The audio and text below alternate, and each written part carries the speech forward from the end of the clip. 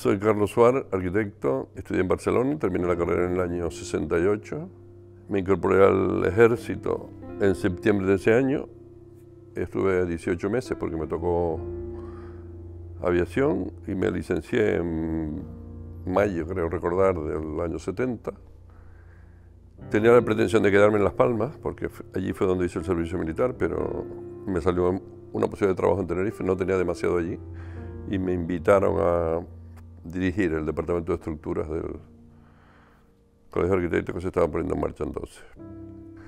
Y lo que yo observé es que en Tenerife había una efervescencia extraordinaria, actividad, se estaba gestando el colegio, se estaba empezando, no me acuerdo exactamente las fechas, pero porque en el tiempo que yo estuve allí y a la vuelta, ya un poco después se inauguró el colegio, ¿no? En Las Palmas, yo no sé si es la estructura de la ciudad o qué, pero la ciudad, la gente que yo conocí en Las Palmas en ese tiempo, estaba cada uno en su cuevita, en distintos lugares de la ciudad, pero intentamos hacer actividades de la Comisión de Cultura y nos reuníamos tres. Después yo venía aquí, incluso asistía a algunas juntas y algunas actividades colegiales y había una diferencia abismal, ¿no? Y es cuando se estaba gestando el desgajamiento del Colegio de Arquitectos de Andalucía Occidental y no sé qué más, y para crear el Colegio de Canarias. Y ese grupo lo lideraba Rubén Enrique y tenía a su alrededor el grupo de arquitectos que entonces estaban, bueno, parte de los arquitectos que estaban por aquí, que debían ser 20 o 30, porque yo, en el año, cuando yo me colegié, que fue en el 70, creo recordar, yo soy el número 70 del Colegio de Arquitectos de Canarias. Y ahora hay 4.000 o 5.000 o algo así. Estoy en la cabeza del ranking, como decirlo de broma. No, lo que recuerdo es el escenario, es decir, ese ambiente que yo observaba.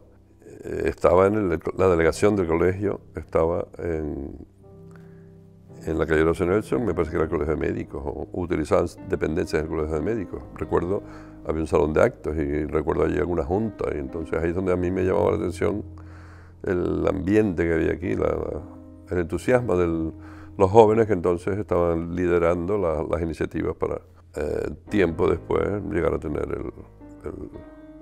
el colegio aquí. En el tiempo entre septiembre del 68 y mayo del 70, yo estaba haciendo mi actividad, de hecho empecé a trabajar en Las Palmas y venía alguna vez, pero venía de soldadito, vestido con mi uniforme y estaba aquí 3 días. Y tenía oportunidades de asistir a algunas de las actividades colegiales, pero yo no tenía conocimiento muy exacto de lo que estaba pasando.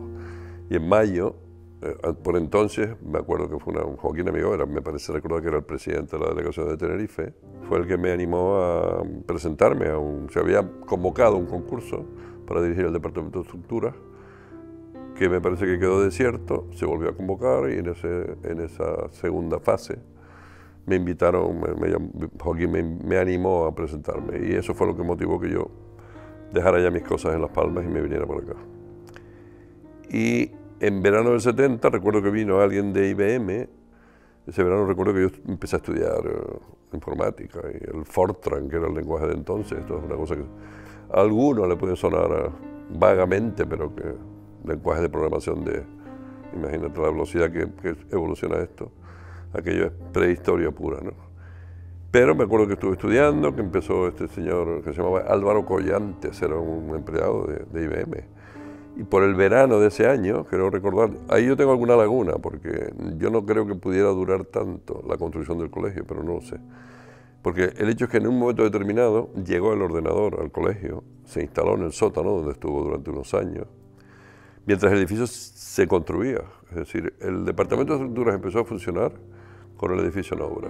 Y yo no recuerdo cuando se puso en marcha ya, se empezaron a prestar servicios, pero no estoy seguro si fue antes de la inauguración, pero yo tengo la sensación de que sí fue antes. Y lo que también recuerdo claramente es que la inauguración se produjo en febrero del 72. Tengo un recuerdo de un ministro de la vivienda que vino, y vino cuando todavía estábamos en obra, y recuerdo se llamaba Vicente Mortes. Bajó ahí al departamento, lo vio, tal, y tengo esa anécdota. Pero no, yo me encargué de, digamos, ponerlo en marcha. Y entonces, con la ayuda de este equipo que adquirió el colegio, y pues empezamos a generar servicios, es decir, recuerdo que se hizo una publicación en la que se repartió a los colegiados, en la que se contaban las cosas que hacía el departamento, cálculos de estructuras de varios tipos, cálculos de placas, no sé qué. Me acuerdo que hicimos una publicación. Tengo que decir que desde el principio intervino una persona importante que se llamaba Juan José Gallardo, que apareció por aquí, era me parece que perito de obras públicas, pero me acuerdo que me lo recomendó Fernando Machado, que ya falleció, colega nuestro, ¿no? Y sabía mucho, y fue un asesor muy importante. Entonces pusimos en marcha el servicio. ¿Cuál era fundamentalmente el servicio del departamento? Calcular estructuras a los colegiados que lo quisiesen. Porque había entonces algunas malas costumbres, es decir, en aquellos tiempos de escasez de arquitectos se generaban algunas costumbres que ya afortunadamente han desaparecido, como que otros profesionales hacían proyectos que los arquitectos firmaban, o que las estructuras las calculaba el industrial de turno, el que iba a colocar los forjados, regalaba el cálculo de la estructura, que en definitiva es un cometido que deberíamos hacer nosotros, es parte de nuestro trabajo, ¿no? Yo creo que la generación nuestra empezaron a cambiar ciertas costumbres por la información. Vamos, estas cosas yo las cuento en la vaguedad del tiempo, ¿no? Pero hasta casi cuando llegamos la generación de principios de los 70, había otros hábitos que se fueron cambiando. Es decir, en aquella época los arquitectos no eran muy conocidos en las obras.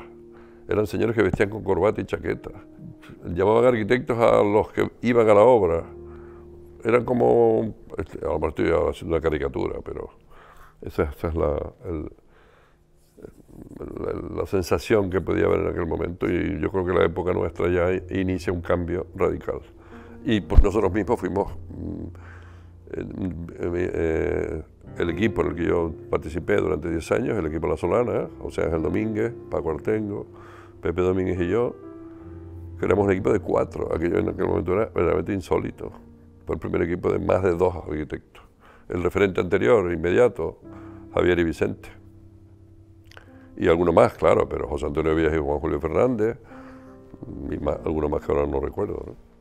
Bueno, se parecía al arquitecto de ahora, es decir, nosotros ahora estamos más en la obra, no se nos caen los anillos por vestirnos para ir a la obra, es decir, ya no vamos, yo no creo que haya muchos arquitectos que hoy en día vayan como si fueran notarios, para entendernos.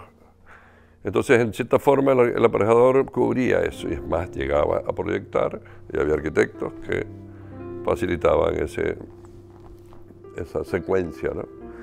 Y eso ha cambiado radicalmente, claro. Yo creo que cada tiempo tiene sus particularidades, ¿no? Por ejemplo, nosotros probablemente, en una época, yo no sé muy bien por qué, pero en la época en la que mi generación, digamos, o mi tiempo biológico, había bastante más arquitectos que iban a estudiar a Barcelona que a Madrid, en tiempos en que solo había 2 facultades, 2 escuelas, Madrid y Barcelona. Y eso, quieras que no, tú te imbuyes de un ambiente determinado. Yo tengo un recuerdo que lo cuento porque me parece que es revelador, ¿no? Yo salí del colegio de curas, me fui a La Laguna a la universidad, estuve 2 años haciendo selectivos, 2 porque repetí, desgraciadamente. Pero bueno, el segundo año me sirvió para formarme en el dibujo, porque en aquellos tiempos el dibujo era el hueso. Cuando se entraba a la escuela había que hacer aguada, un carboncillo, lineal, artístico, toda una serie de cosas. Que en el segundo año que repetí una asignatura que era matemáticas, porque el profesor que yo estoy contando batallitas, pero no sé si a alguno le puede resultar interesante. Había un profesor muy bueno que se llamaba Fernando Castro, no me acuerdo si era su nombre, no, Castro Brzezinski, y era un poquito hueso, pero entonces yo no aprobé las matemáticas, me quedé en repetir selectivo con las matemáticas y digamos, no sé la palabra adecuada, lo aproveché para iniciar estudios en la Escuela de Artes y Oficios que estaba en la Plaza Irene González. Pero después fui a Barcelona y el cambio era radical, es decir, llegar a Barcelona y empezar a ver otro ambiente, ¿no? El que se respiraba en la escuela, no solo en las aulas, sino en los pasillos, es decir, la relación que establecías con otro tipo de gente, las inquietudes que observabas en tus colegas y que te hacían entrar en nuevos terrenos y tal. Digamos que evidentemente el panorama cultural en Barcelona era bastante más interesante que el que podíamos disfrutar en La Laguna o en Tenerife, ¿no? El colegio tuvo una época verdaderamente brillante porque teníamos medios económicos. Hay que decir que a partir de algo muy progresista que impulsó Rubén, que fue la cosa que se llamaba descuentos progresivos, y es que no todo el mundo cotizaba lo mismo, no había en función del trabajo que se generaba, se pagaba más impuestos. Hago una anécdota un poco en broma porque era una persona que tenía un gran sentido del humor, que era Félix Sáenz Barrero, que sostenía que el Colegio de Arquitectos lo había pagado él. Y entonces, en aquel momento, en los tiempos de la dictadura de Franco, pues los colegios profesionales eran avanzadillas democráticas, ¿no? Y por otra parte, la distancia propiciaba que nosotros pudiéramos hacer cosas que a lo mejor no se podían hacer en Madrid. Por ejemplo, murió Picasso en el año 73 y nosotros hicimos la Comisión de Cultura. Yo ahora digo que yo me he vinculado muchos años a la Comisión de Cultura desde el nacimiento del colegio, ¿no? Y tengo que citar inevitablemente al gran impulsor de esa época más brillante, que fue Vicente Saavedra. Y pues el colegio, no solamente en el terreno cultural, hacía unas exposiciones de primer nivel. La exposición, la inauguración del colegio trae a Miró y a Sert, dos exposiciones estupendas, y después venían artistas de primera fila españolas y tal. Entonces, no solo eso, sino que después también el colegio tenía una participación en la vida pública que yo creo que es verdad que entonces, no sé, quizá las carencias democráticas nos justificaban más esa intervención, aunque yo creo que la voz del colectivo de los arquitectos debería estar siendo presente en las polémicas que atañen a la ciudad, ¿no? Y en ese sentido creo que hemos reducido un poco esa actividad, ¿no? Bueno, esa es una consecuencia de esos tiempos de efervescencia, ¿no? Es decir, el colegio, y ahí intervienen muchos factores. Yo creo que, por ejemplo, mucha gente se alimenta, o las generaciones se alimentan de las cosas que han hecho las anteriores, ¿no? En ese aspecto tenemos el privilegio de tener de vecinos y amigos a personas como Eduardo Westerdahl, Domingo Pérez Minic, no solamente por la huella que dejan, que tú en cierta manera coges el testigo, en cierta forma, ¿no? Pero por otra parte, las relaciones. Yo ahora estoy pensando cuando se pone en marcha la escultura, ahora contaré un poco el origen o la génesis, ¿no? Pero en un momento determinado, Eduardo Westerdahl tiene tal cantidad de conexiones europeas que, por ejemplo, era muy amigo de Roland Penrose. Roland Penrose, a su vez, era amigo de Henry Moore. Roland Penrose lo invitamos al comité de honor, que me parece que ese acto de la exposición de escultura en la calle, pues se nombró un comité de honor, que era Eduardo Westerdahl, creo que Joan Miró, Roland Penrose y alguien más que vinieron. Bueno, estuvo Penrose, el que yo recuerdo que estuvo aquí fue Roland Penrose, ¿no? Y por ejemplo, a mí Roland Penrose me posibilitó el encuentro con Henry Moore. Y eso a la larga pues nos ha permitido tener la obra que tenemos en la Rambla. Pero la génesis fue una conversación de fin de semana en Tembel. Yo entonces soltero, me fui con mi coche al sur y me encontré a Vicente, que tenía allí un apartamento y iba con la familia Tembel. Bueno, y entonces empezamos a hablar y tal, y yo le dije, coño, yo he estado en una serie de países europeos y no podía ser posible hacer una exposición de escultura en la calle. Y él había estado también fuera en ese verano, también había, es curioso, sabíamos los dos, nos había gustado esa circunstancia, ¿no? Pero eso quedó en una conversación de domingo, y pasaron un par de semanas y una mañana aquí en la Comisión de Cultura, en la tercera planta del colegio, en la que estaba siempre de manera constante María Hortensia Ramos, dice Vicente, ¿sabes que me quedé pensando en la conversación del domingo y tal? Y así nació la exposición de cultura en la calle. Y a partir de ahí, pues empiezan los contactos, hay hitos interesantes, por ejemplo, por supuesto, inmediatamente que se empieza a pensar en quién podría participar y tal. Pues ahí Eduardo Westerdahl tiene un papel central por sus relaciones, amigo de Mark Macken, que era el director del Museo Middelheim de Amberes. Gracias a él aquí vinieron 10 obras, o no sé cuántas, pero El Profeta de Gargallo, una obra de Zadkine, una obra de Marino Marini, es decir, nos prestó un montón de obras. Y después empezamos a iniciar relaciones con otros. El British Council trajo un par de esculturas que estuvieron en la plaza del colegio.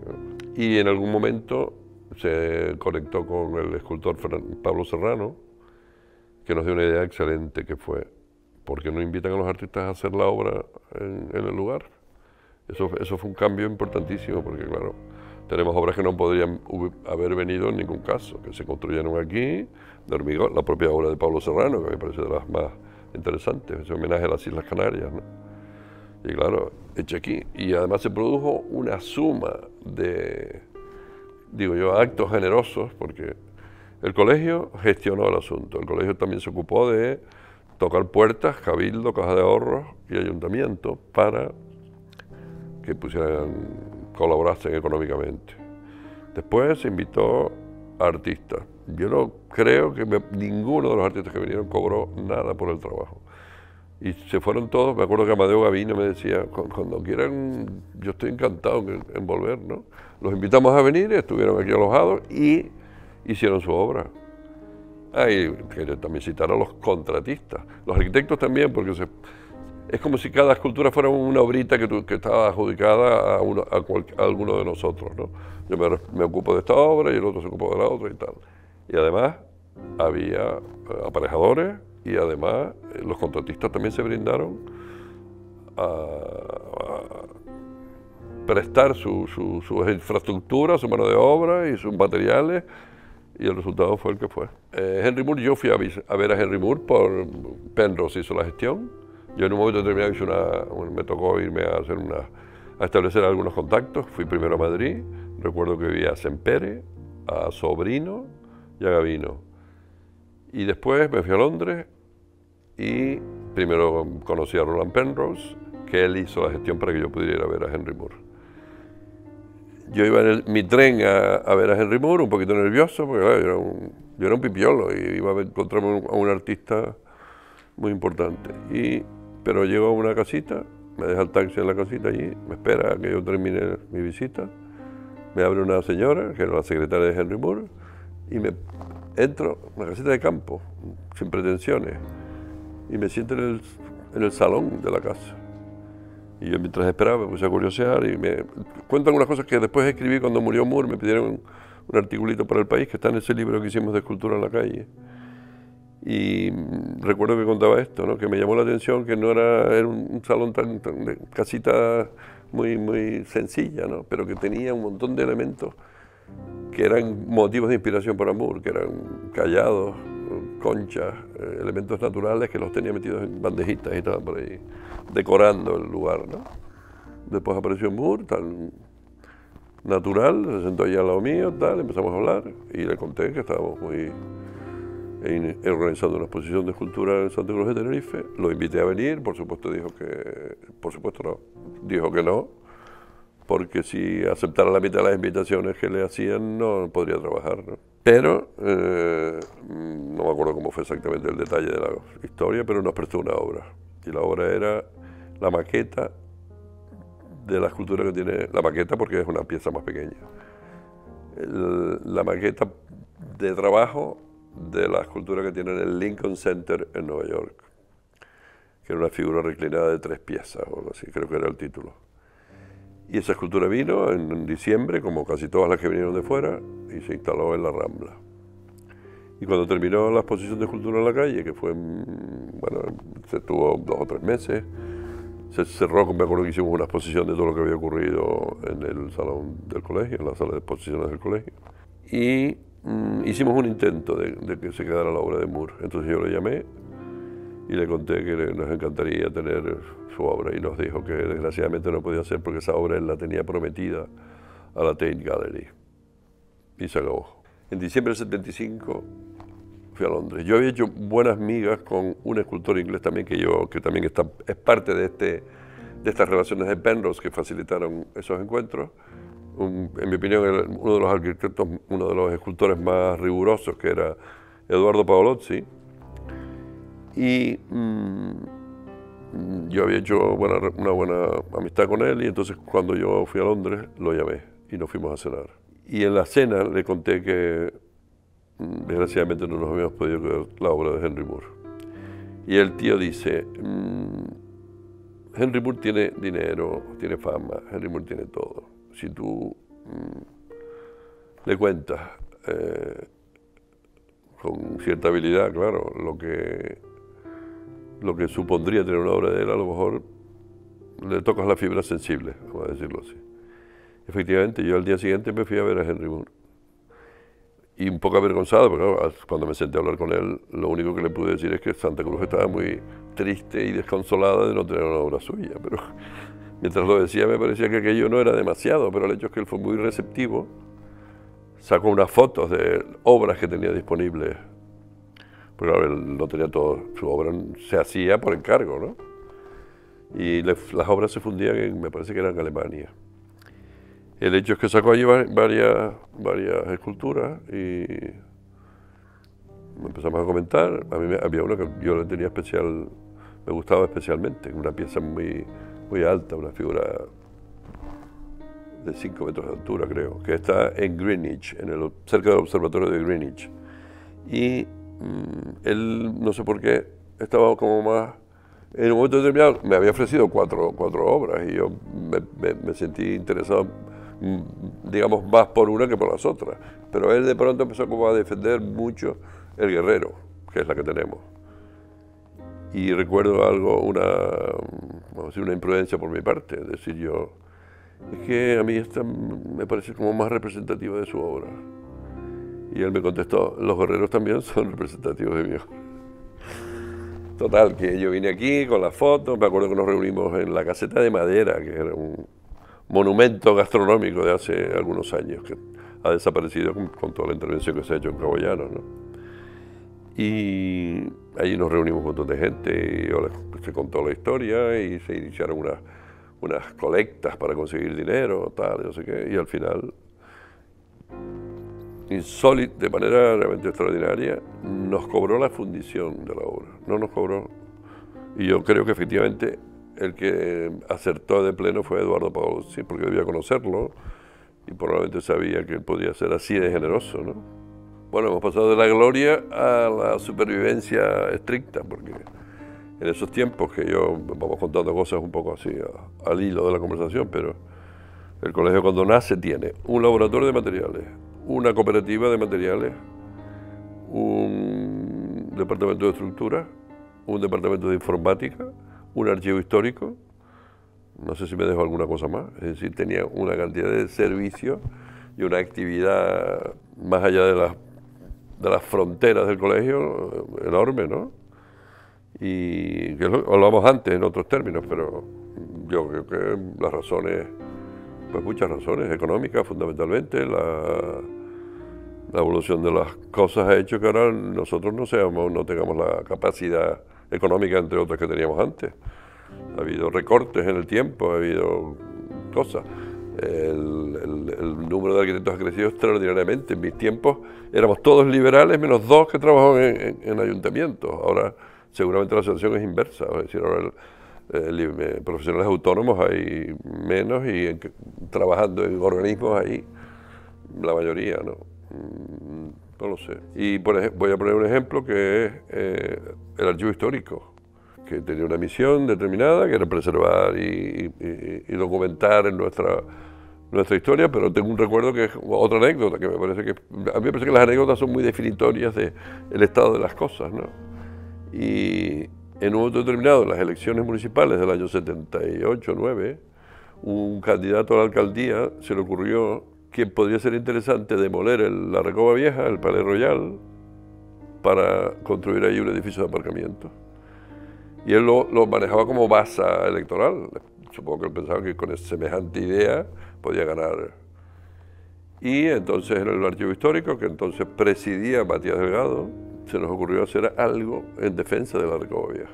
Y lo único que hicimos fue un póster con una foto del interior de la Recoba Vieja, con una frase que está en la Constitución española y que defiende la preservación de nuestro patrimonio histórico. Y termina ese artículo, que no me acuerdo cuál, el 50 y pico, no sé. Decía, la ley protegerá el patrimonio y tal, de cualquier atentado o algo así. Y nosotros poníamos debajo una frase lapidaria que decía, no más atentados. Y realmente era potente, hasta el punto de que el periódico La Tarde la publicó en primera plana completa. una cosa insólita, es decir, no había literatura. En la primera página, en la portada del periódico era exclusivamente el póster. Y eso provocó que el candidato, en esos 2 o 3 semanas que tienen de plazo para contar sus grandes objetivos, cambiase la idea inicial y propusiera que iba a ser ahí un museo de artesanía. Perdió las elecciones, por cierto. Pienso que, como dije antes, nuestra relevancia, no sé qué ha pasado, pero ya no es la que era hace años, ya tenemos menos presencia, o no somos capaces, eso lo quiero decir, ¿no? A lo mejor no somos capaces de estar más presentes, porque si de algo sabemos los arquitectos, es de ciudad y arquitectura, y yo no estoy seguro de que en determinados debates tengamos la presencia necesaria, y tendríamos que tenerla, porque la autoridad moral la tenemos nosotros. Otra cosa es que después no la utilicemos, pero no sé cómo sobreviviremos y cómo evolucionarán pero yo sí creo que el papel del arquitecto seguirá siendo fundamental. Sin duda. En la vida, eso es lo que yo recuerdo, el colegio tenía un secretario técnico y tenía los planes generales, los planes de ordenación y no sé qué más. Salía con muchísima frecuencia, el colegio de arquitectos dice tal cosa. Estaba presente, formaba parte de la ciudad, es la suma de sus distintos agentes, ¿no? Entonces el colegio de arquitectos tendría que ser un agente presente en cualquier debate que tenga que ver con nuestra propia naturaleza de técnicos, arquitectos, y que, vamos, esa es la impresión que tengo yo, que nos hemos retirado y no sé muy bien por qué. Con independencia de que es evidente que el sistema, esto es fundamental, la dictadura franquista, los colegios, como lo dije antes, eran avanzadillas democráticas. Cuando se instaura la democracia, ya nuestro papel, nosotros ya somos uno más de innumerables colectivos en los que ya siempre es política lo que uno hace. La ciudad es polis, ¿no? Y por lo tanto, cuando alguien dice, no, yo hago política, ¿cómo que política? Política es tú eres parte de la política, no puedes estar ajeno. Porque lo colectivo es la suma de las individualidades y construimos todos juntos, ¿no? Probablemente si me pusiera a pensar aparecerían muchas, pero yo hacia bote pronto me han aparecido 2 y las voy a contar rápidamente. El colegio, cuando yo llegué, era una familia, éramos 50 o 60. Y Rubén Enríquez, decano entonces, nos convocaba, veníamos a ver a Rubén, el decano, invitaba a cada uno de los recién llegados a ir a verlo, y él les contaba, pues yo no me acuerdo exactamente el contenido, pero supongo que era un pequeño discurso de ánimo y de tal, y de que entraban nuevos miembros que entraban en la familia, ¿no? Y más recuerdo que hacíamos comidas, todos los arquitectos nos reuníamos, ahora se hacen también, pero tiene otro carácter, porque antes éramos eso, un grupito, y me acuerdo de decir, hoy vamos al hotel tal en el Puerto de la Cruz y tal. Y entonces, esa es una de las, y la otra que cuento es porque es jugosa. Y en el año 73, en la Exposición de Juntos en la Calle, además se hizo un simposio de arte en la calle que se celebró en este salón. Y el Colegio de Arquitectos tiene el espacio, que ahora es biblioteca, entonces era el laboratorio de materiales. Y en los laboratorios se rompían probetas, y eso producía un ruido considerable. Y en una ocasión que estábamos aquí, que había una psicosis, porque estábamos de amenazas y no sé cuánto, en pleno, me acuerdo que intervención sonó un taponazo que produjo alarma general y poco menos que la gente creyera que se estaba atentando contra el edificio colegial y sus integrantes.